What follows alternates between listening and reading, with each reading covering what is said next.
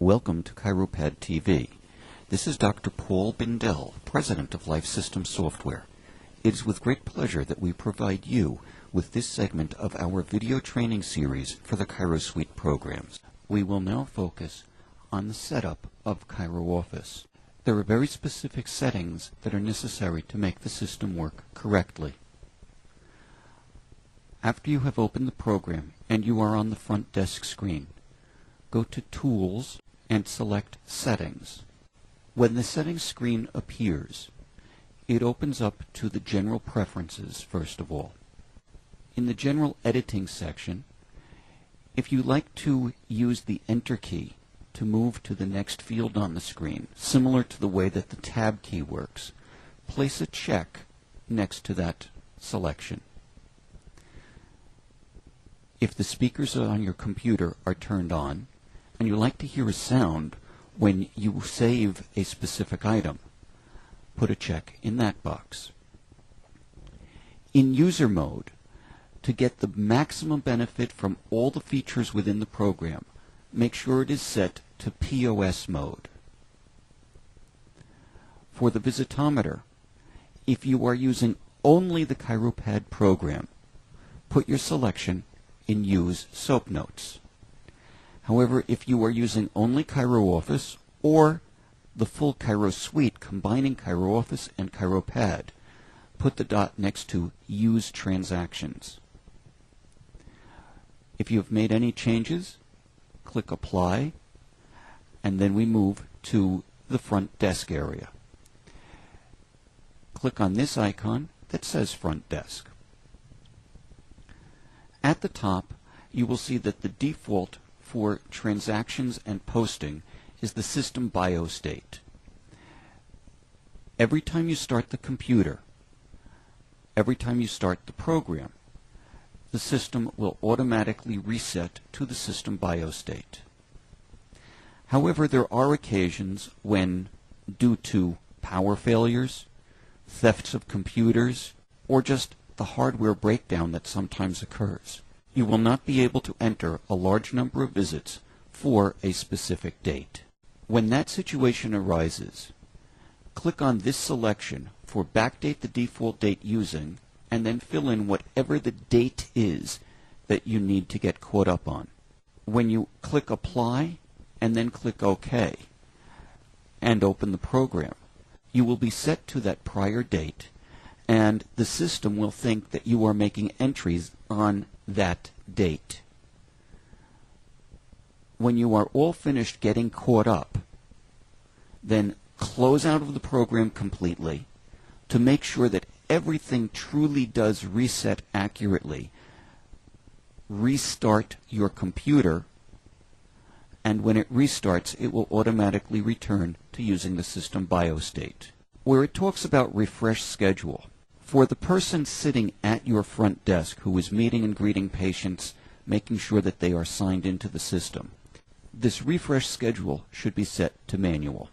However, for you back in the adjusting room, for someone in the insurance office, or anybody else in the practice, set it to 3 minutes. What that will do is automatically refresh the screens on all the other computers from the tablet and larger, tablets, notebooks, laptops, and desktop computers. By refreshing those screens to coincide with the information on the front desk, each of you will know which patients are physically present in the office, and the doctor will know who is the next patient that he is going to be seeing. The advantage of this is that it speeds up the processing of the patient. It makes it easy for the doctor to enter his information in Chiropad on the tablet or larger computers. And if anyone in the billing office needed to speak with the patient about a billing issue, they would know that the patient is there. The selection for default transaction macro applies only to those offices that are using the ChiroOffice program. The selection here is for Front Desk Wizard, ChiroOffice Plan, or Chiropad Plan. If you set this to be Chiropad Plan, then the system will automatically look at ChiroPad and the doctor's documentation to determine what are the charges for today and what is planned for the patient's next visit. If it is set to Chiro Office Plan, then it will look in the appointment scheduler to see what you have set up for this patient as far as today's appointment was concerned. And it will use that same information to schedule the next appointment. If you set it to Front Desk Wizard, the system will look at both ChiroPad and ChiroOffice, and if there is a discrepancy between the two, it will then give you a warning notice that the notes and what is trying to be entered as far as services do not agree. Which do you want to use? Most of the time, the selection should be the doctor's documentation from ChiroPad. Also, on the front desk screen, you have an option to see the entire day's schedule, or only a portion of that schedule, or none of it. The majority of offices choose all day. However, many of the offices that have several doctors in them choose something less than all day because of the length of the list of everybody that's scheduled. The system is designed so that you can have a maximum of 10 patients open simultaneously. However, if you prefer, you can reduce that number. It depends upon how you run your practice. Most offices at this point are leaving it set at 10. The message that is displayed here is something that you can change to say anything that you want. This is designed for those offices that have purchased a electronic pad that is similar to what you will find in Bloomingdale's, Macy's, Home Depot, and other stores. As the patient is leaving your office, the pad will display what the charges are for today, and it will also display this message. There is then a place for the patient to sign their name, and when they sign, their signature becomes embedded in the transaction that is recorded for today.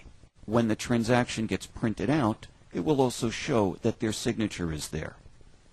It is an electronic proof that the patient was physically present in your office and that they acknowledge that they are responsible for the charges that they have incurred. Again, when you're finished on this screen, if you've made any changes, click the Apply button. Next, we go into the insurance icon. Over here, you would set up which printer it is that you use when you are printing your paper HCFA claims. For the HCFA claim type, you should stick with standard HCFA 1500. The enhanced HCFA 1500 is 8.5 by 14 with a header section for the insurance company's address. However, the cost for the enhanced HCFA form is prohibitive, being any place from 3 to 5 times more expensive than purchasing the standard HCFA forms. For this reason, we encourage everyone to use the standard form, and it will do the job for you. Down below, the selection about print address correction would apply only if you were using the enhanced HCFA form. Having a check in the box while you're using the standard HCFA form does nothing at all. Use New C4 is for New York State workers' compensation claims. Print diagnosis description on claims is for those few insurance carriers that insist on having the written description in addition to the ICD codes. If this is necessary, put a check in the box. To include the copay in the claim balance, in other words, the copay would not show up as having already been paid. It would simply show up as in the combined total for the balance due from the patient on the HCFA form. In some states, it is necessary to produce claims in all uppercase, and if that is the case, put a check in this box. Where it talks about default posting method, you have a selection of global posting or line item posting. Global posting is the easier one to use. It is less labor intensive, but the drawback of global posting is that you will be unable to accurately keep track of which services are earning you money and which services you are giving away for free. Line item posting requires an individual entry for each line. At the same time, it is very specific. You will know when you print out your statistics exactly how much you earned for each particular product or service that you produced in your office. Also, if an audit is ever performed on your clinic, line item posting makes you look much better and is much easier to accurately document. Once you have made the selection in this box, this will affect whether line item or global posting shows up in the post-insurance area for the patient. The flat file name is the name of the file that is uploaded to the electronic clearinghouses when you do electronic claims. Once again, if you have made any selections and edited this screen, click the Apply button. In the Statements area, there are several different things that you can set. For the due date after the statement period, we encourage everyone to leave it set at 10 days. However, there are some offices that make this a shorter period, others that make it longer, and whatever is going to work for you is fine. The idea is that the due date shows that the payment is due this many days after the statement was printed. So if you print a statement today that says that it's due in 10 days and mail it to the patient today, the patient may not receive it for anything from 2 to 5 business days, and that way at the 10-day area it tells them you've got this bill and you should act on this and pay it immediately. If you make it too short, the statement may arrive after the due date, and if you make it too long, the patient may have the attitude, well, they don't really care about getting paid, so I'm going to hold off on it a little bit longer. For maximum payment, I strongly encourage everyone changes to $99,999. That way, no matter what the patient's balance is, the system will automatically tell the patient that they owe the full balance unless you have set up a different payment plan in their financial screen. You would then also designate which printer is the printer for the monthly billing statements. If you charge interest or late charges for those that are delinquent, put a check in this box and the system will do that automatically when it is time to do your monthly statements. Printing address correction would be effective only if you are using a dual window envelope, and then under the return address it will have the words address correction requested. The effect of that statement on the envelope is that if for any reason the item is not deliverable, the post office will bring it back to you and tell you what the new address is. If you prefer to get paid with the name of your clinic as opposed to your individual name, put a check in the box that says use clinic name for billing.